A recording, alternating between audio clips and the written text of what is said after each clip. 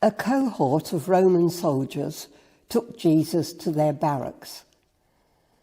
They roughly stripped him of his own clothes, tied him to a post, and flogged him mercilessly. The whip had sharp pieces of stone placed along the thongs, which shredded Jesus' skin. Then they dressed him in a purple robe, the colour of kingship, twisted some thorny twigs into a circle, and pressed it down hard onto his head, causing it to bleed.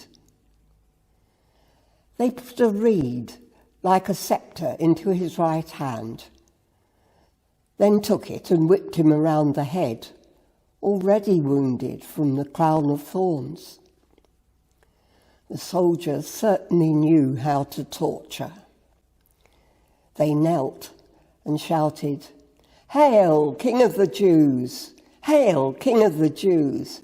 Hail, King! How regal you look!" Having had their fun, they redressed him in his own clothes, which aggravated every wound on his body. How did Jesus manage to retain his dignity through all this? Was it his faith in his Father? Was it the knowledge that he was suffering all this to save sinners from eternal death? Would you be able to do the same?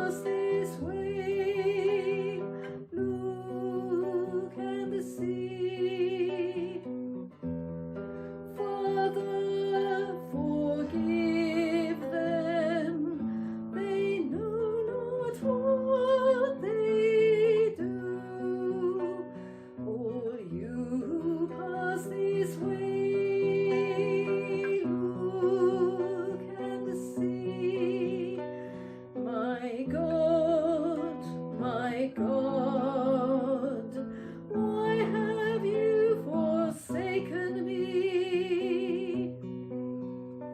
All you who pass this way, look and see.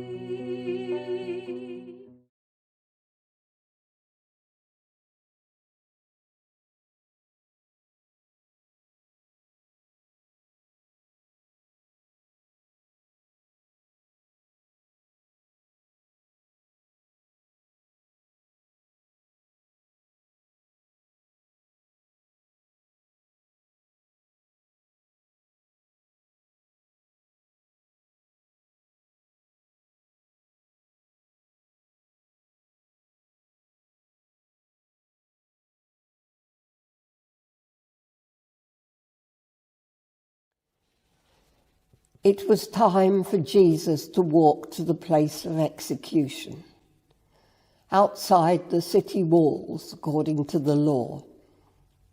He and the 2 convicted bandits, accompanied by a squad of Roman soldiers, had to walk in procession, carrying or dragging the rough and heavy 6-foot crossbeam of their own crosses through the narrow, winding streets of Jerusalem, lined with holiday crowds from all over the world, gawping and jeering.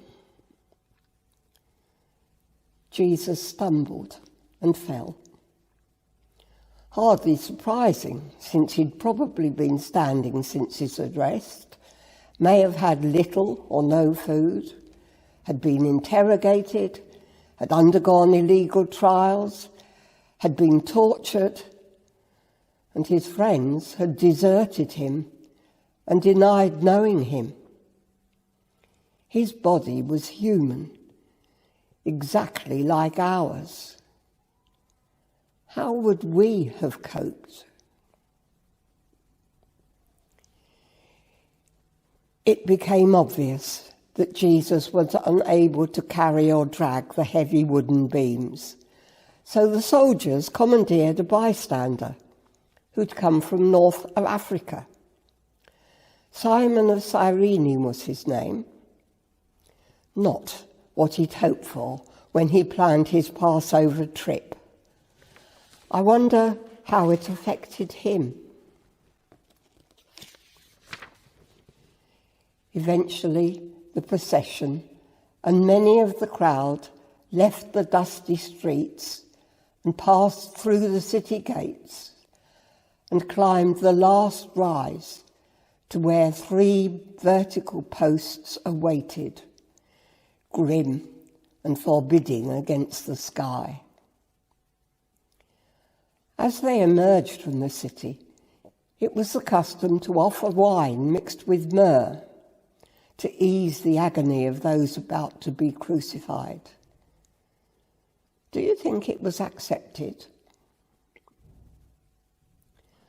The crossbars were laid on the ground, and the 3 prisoners attached by metal spikes driven through their wrists.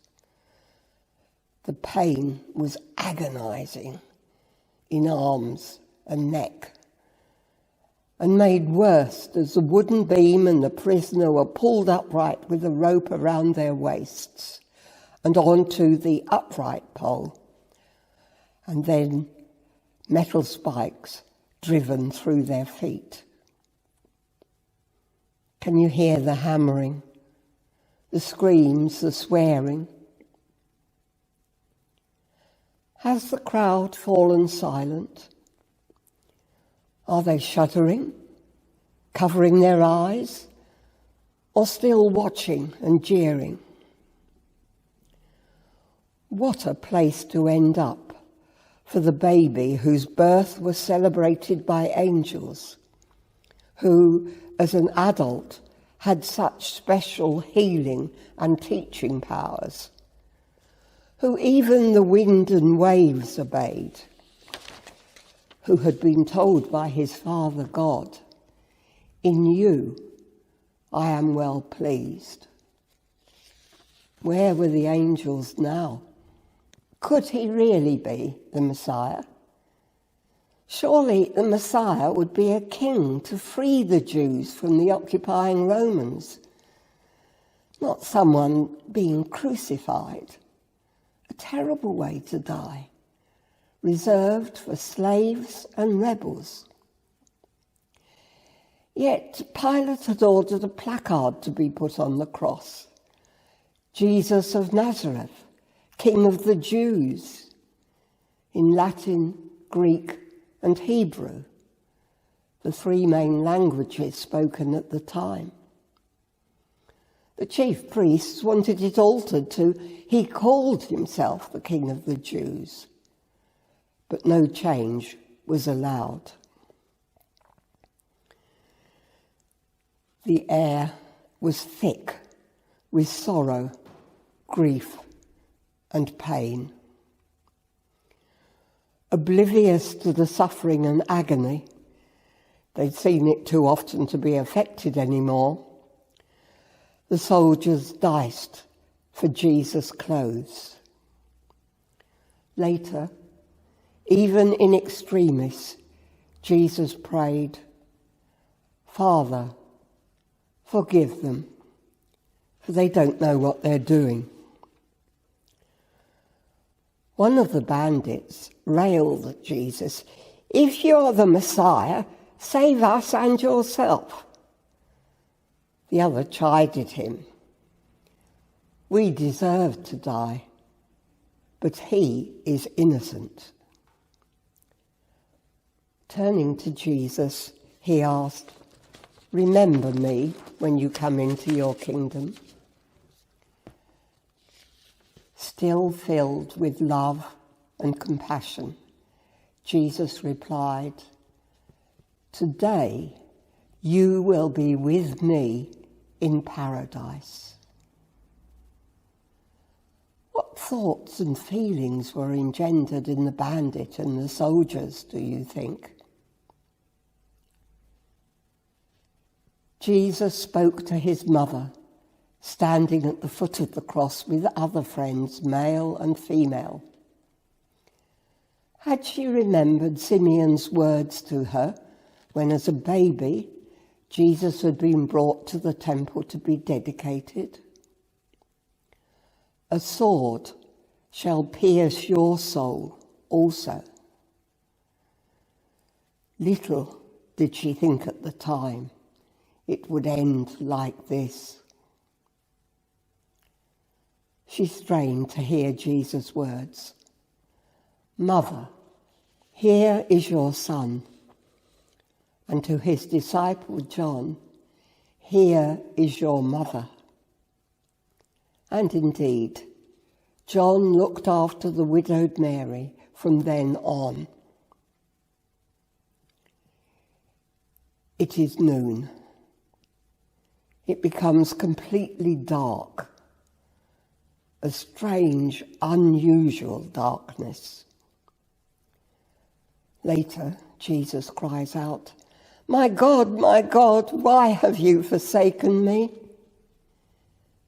The opening words of Psalm 22, a psalm which describes exactly what Jesus was going through, but a psalm that ends in the time when God's kingdom will come and what it will be like. Someone ran to get a sponge soaked in sour wine and offered it to Jesus. Would it have tasted like vinegar or ambrosia to the dying man? About 3 o'clock, Jesus lets out a terrible cry. "Father, into your hands I commend my spirit. It is completed." His work on earth is done. His sacrifice over. He takes his last breath and dies. The centurion was amazed that Jesus had died so much more quickly than usual. Truly, this man was innocent. He was God's son.